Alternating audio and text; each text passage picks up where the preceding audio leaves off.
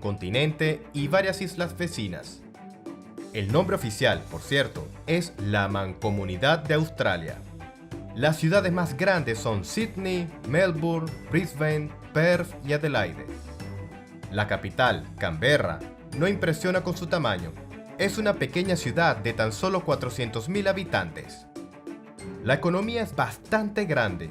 El PIB es de casi $1,5 billones, lo cual no está nada mal para un país de 25 millones de habitantes repartidos por todo el continente, la mayor parte del cual está ocupada por desiertos.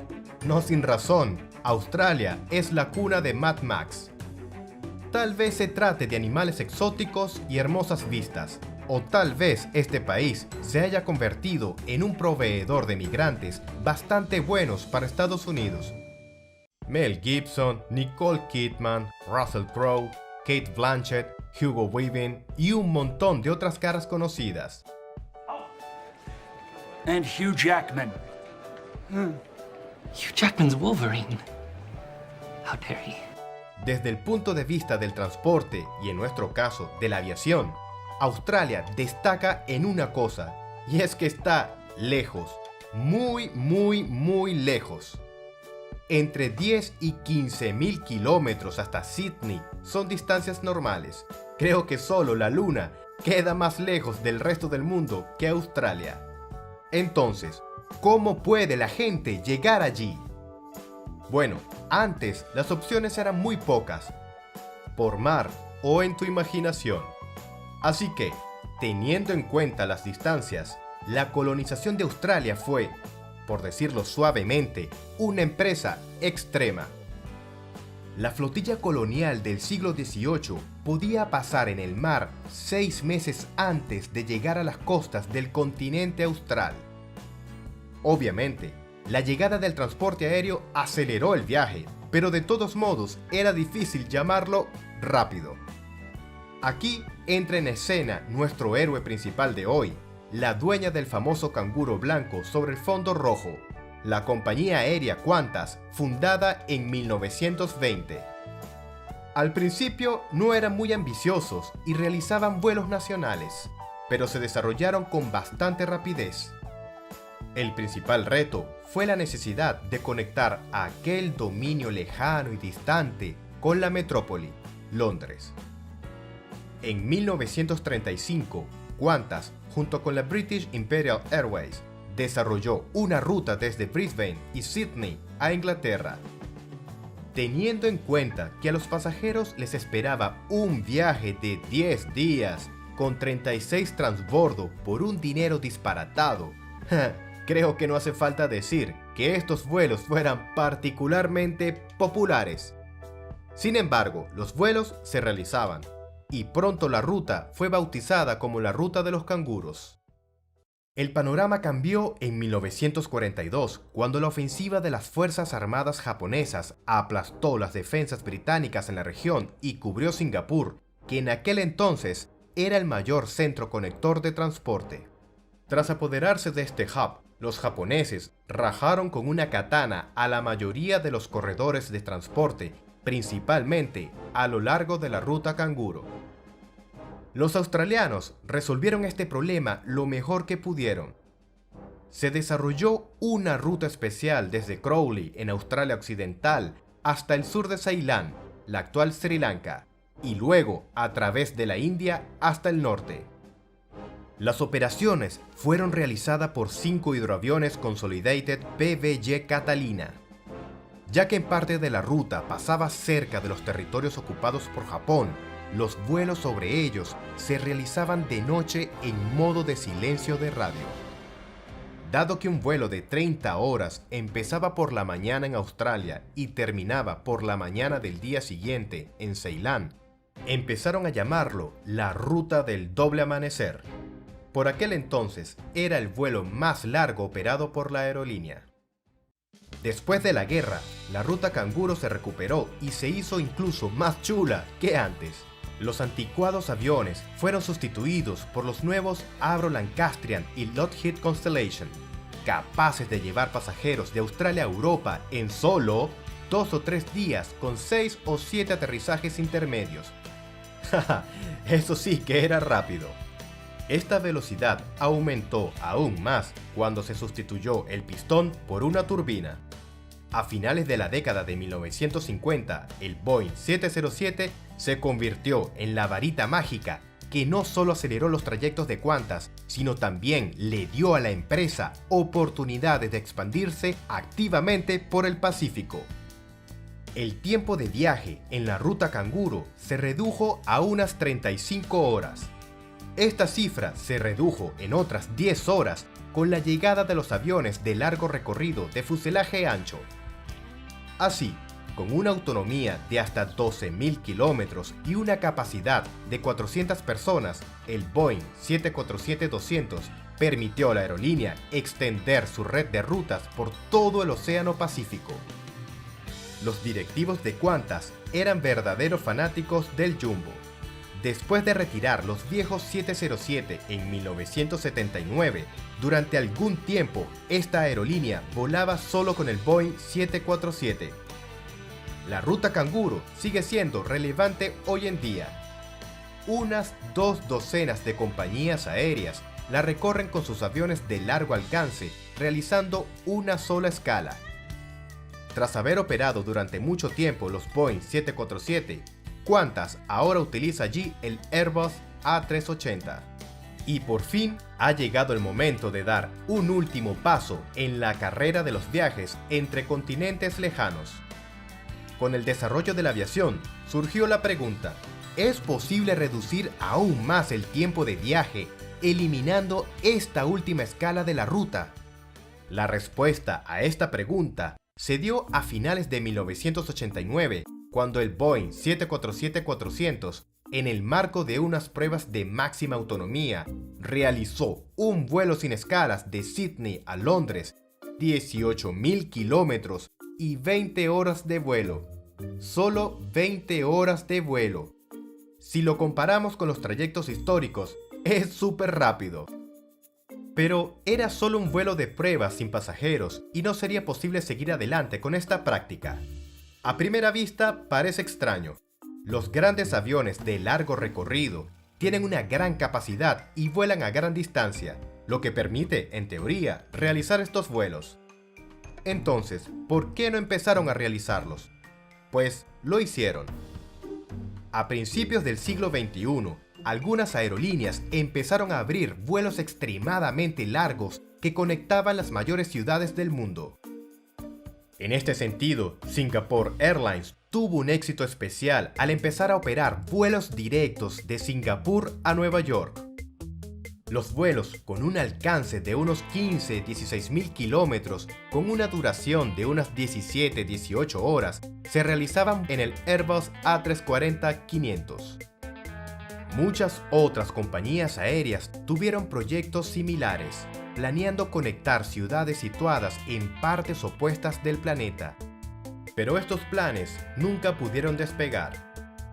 Hubo 2 factores principales. En primer lugar, el fuerte aumento del precio del combustible enfrió las ambiciones de los aviadores. Y el segundo factor no es tan evidente, pero aún así es más crítico. El consumo de combustible de los grandes aviones era también enorme. Y la cuestión aquí no es el coste del combustible, sino el hecho de que es necesario transportar una enorme cantidad de él en vuelos extra largos, lo que requiere más empuje de los motores y por ende aumenta aún más el consumo, creando así un círculo vicioso. Y no piensen que se trata de una nimiedad. La parte del combustible en el peso del avión es muy significativa y con el aumento del tamaño y la autonomía, esta parte también aumenta, llegando a casi la mitad del peso máximo de despegue, que a su vez puede alcanzar cientos de toneladas. De tal modo, la lógica que parece obvia a primera vista se cae a pedazos. Un vuelo directo es más fácil que un vuelo con escalas. Pero en este caso resulta más barato volar con menos combustible, en un modo más económico, y repostar a lo largo del viaje, aterrizando en un aeropuerto intermedio.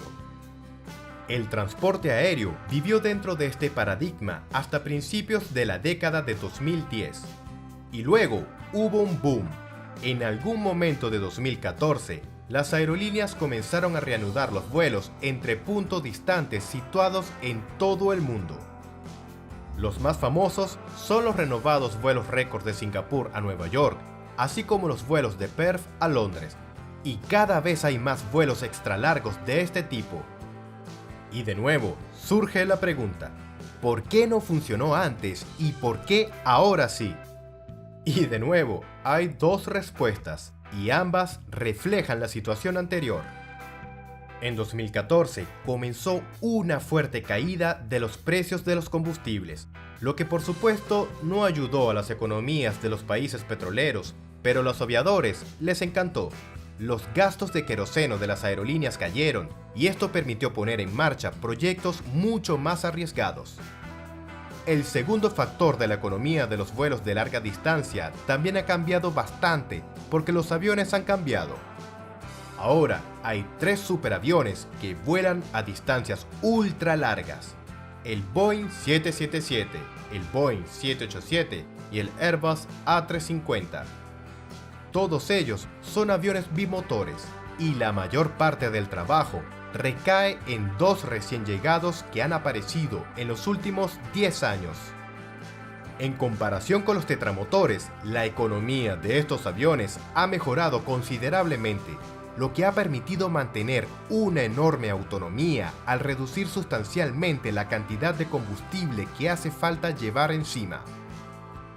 Por ello, Singapore Airlines vuela a Nueva York con el A350-900 ULR y Qantas lo hace a Londres con el Boeing 787-9 y les va muy bien.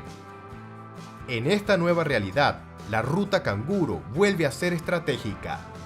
La conexión de Australia con Europa y América siempre ha sido muy importante y rentable, y los nuevos aviones permiten simplificar y acelerar este proceso.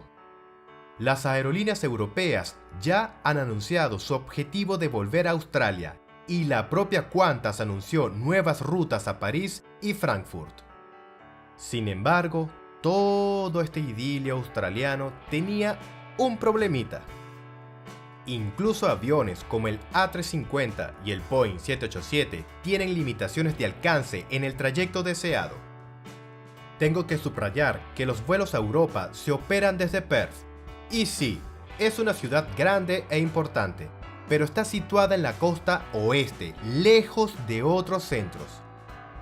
Es decir, si estás en la costa este, que es donde se encuentra la mayor parte de la población, entonces tienes que llegar primero a Perth y esto de nuevo es un vuelo con una escala. Un problema y un serio desafío al que nadie prestó atención al principio.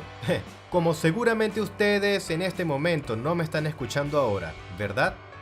Bueno, Qantas ama a sus embajadores y ellos aman a esta aerolínea. Si hay un problema, hay que resolverlo y la solución aquí es obvia, aunque no muy sencilla que digamos. En 2017, Qantas anunció sus planes de realizar vuelos sin escalas desde la costa este de Australia, conectando Sydney, Melbourne, Brisbane, primero con Londres y Nueva York, y luego con París, Río de Janeiro y Ciudad del Cabo.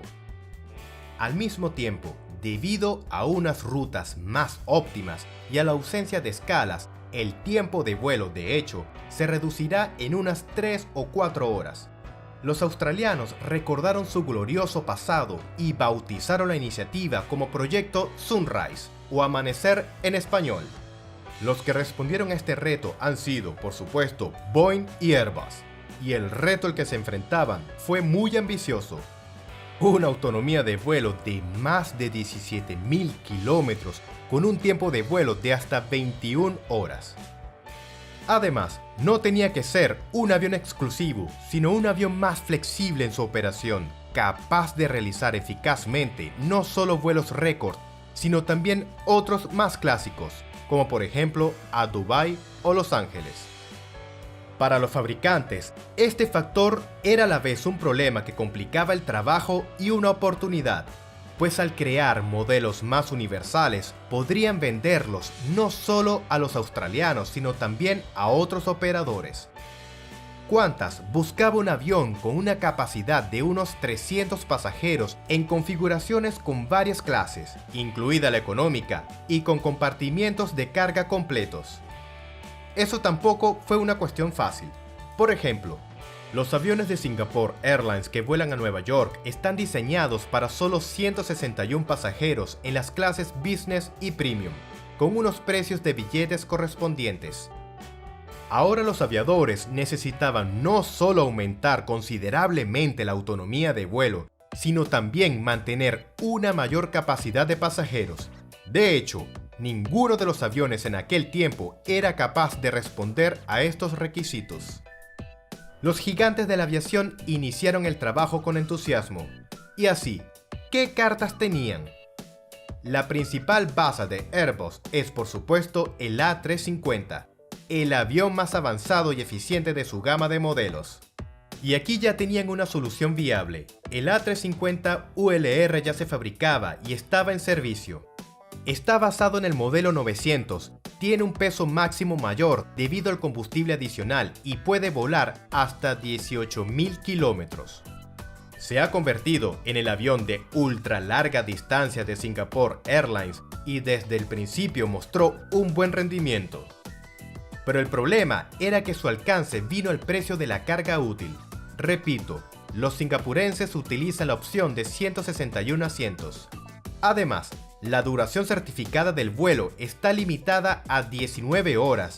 Esto no es suficiente para Qantas.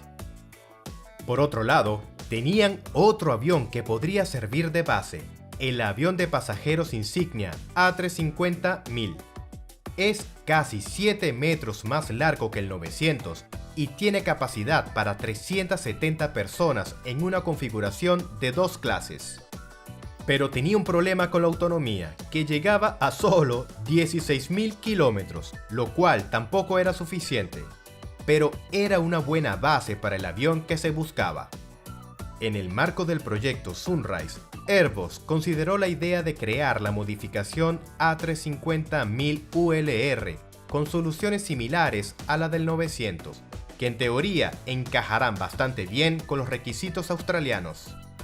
Además, el propio A350 era y sigue siendo un avión completamente nuevo. El modelo 1000 despegó en 2016, por lo que el avión de pasajeros europeo es súper moderno. Qantas mostró su interés desde el principio, y cuando en 2018 el avión realizó una gira de demostración por todo el mundo, fueron estos chicos los que lo estudiaron más activamente. La posición de Boeing también fue interesante. Tengo que señalar que en realidad el Boeing 787 ni siquiera estaba involucrado en esta carrera, pues sus pequeñas modificaciones no tienen suficiente capacidad y los más grandes no tienen suficiente alcance. Por otro lado, los chicos de Seattle tenían su propio gran as en la manga bimotor. Varias aerolíneas de Oriente Medio y Estados Unidos operan con bastante éxito vuelos extra largos a Nueva Zelanda y Sudáfrica en los 777-200 LR, que de momento es el modelo de mayor alcance de la compañía, conocido como Worldliner.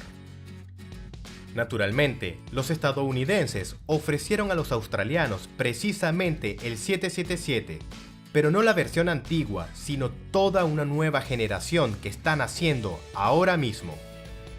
La base de su propuesta fue el Boeing 777-8, una versión ligeramente acortada del modelo básico 9 de la generación 777X, que puede albergar entre 360 y 380 pasajeros en una configuración de dos clases y volar 16.000 kilómetros. Inicialmente se ha creado simplemente para sustituir al 200LR de largo alcance y es bastante bueno para una nueva iniciativa. El aumento de la capacidad de combustible no es tan problemático y el elevado volumen inicial de la cabina permitiría construir el avión según los requisitos de Qantas. Además, el 777 es ligeramente más grande que el 350 y su interior es más amplio. lo que beneficiaría la comodidad en un vuelo de 20 horas. El único problema del proyecto de Boeing es que de momento el 7778 no existe.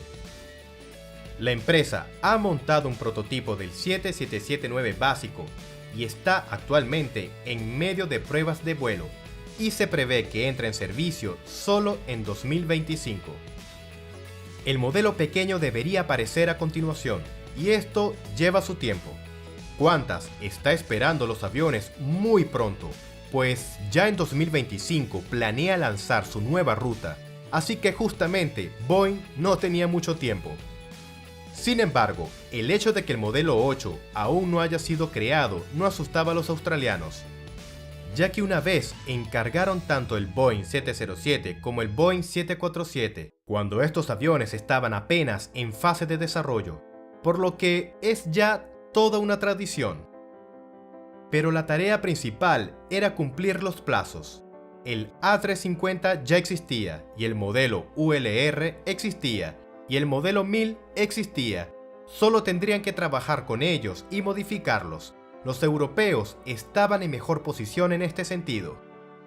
Con ello, Qantas en este momento tampoco puede relajarse. El hecho es que un vuelo comercial directo sin escalas de 21 horas es actualmente imposible. En este caso, las dificultades surgen no tanto con los aviones como con la comodidad y sobre todo con las tripulaciones. No se puede poner a un par de pilotos en la cabina durante un día y una noche y esperar que los auxiliares de vuelo controlen continuamente a 300 pasajeros todo este tiempo. No se trata de un capricho de las tripulaciones, sino es una cuestión de salud y, por supuesto, de seguridad. De hecho, este tipo de vuelos está actualmente prohibido por la normativa. Por ello, la aerolínea está estudiando varias opciones para la distribución de las tripulaciones, la organización de sus turnos y el descanso, y está tratando de encontrar un lenguaje común con los sindicatos y los reguladores de la aviación. Qantas ya tiene una experiencia similar cuando puso en marcha vuelos directos en las rutas de Perth-Londres con el Boeing 787. El mismo Boeing 787 en octubre de 2019 se convirtió en una plataforma de investigación. Un avión con un pequeño número de pasajeros y personal especial hizo un vuelo de prueba de Nueva York a Sydney que duró unas 19 horas. Parece que todo salió bien. Además, todavía tienen que intentar que estos 300 pasajeros no se vuelvan locos durante estas 20 horas de vuelo. Aquí la fantasía de los diseñadores puede realizarse plenamente. Varias compañías están preparando opciones para las cabinas, que incluyen no solo asientos más cómodos, sino también zonas de descanso adicionales para que la gente tenga algún tipo de variedad. Además, una cantidad descomunal de entretenimiento multimedia e internet de alta velocidad a bordo. Incluso hay ideas interesantes para reducir el volumen de los compartimientos de equipaje y crear espacios adicionales para los pasajeros en las cubiertas inferiores, donde puedan dormir y estirarse u organizar algún tipo de movimiento.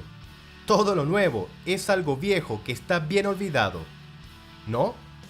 Como siempre, solo el tiempo nos mostrará los resultados. Pero lo que sabemos por ahora es que Qantas eligió una versión modificada del A350-1000, adaptada especialmente para este proyecto. Y a partir de 2025, 12 aviones de este modelo deberían entrar en servicio. Estos aviones tendrán 238 asientos, que incluirán 6 suites de primera clase con 3 plazas en fila, 52 suites de clase business con 4 asientos por fila, 40 asientos de clase económica mejorada con 8 asientos por fila y 140 asientos en clase económica con 9 asientos por fila. Para mejorar el alcance, estos aviones tendrán un depósito adicional y un peso máximo al despegue aumentado. A primera vista, parece que no son muchos aviones, pero hay que tener en cuenta que cada avión costará entre 400 y 500 millones de dólares, esto sin contar los descuentos. El contrato de Qantas es un hito importante en la industria, capaz de dar lugar a una era de viajes aéreos verdaderamente globales, cuando los aviones puedan volar directamente a casi cualquier lugar. Sí, este planeta se nos está quedando pequeño. Y esta es la historia que comenzó hace mucho tiempo y que continuará durante mucho tiempo. Y eso es todo por hoy. Vuelos rápidos donde quieran y aterrizajes suaves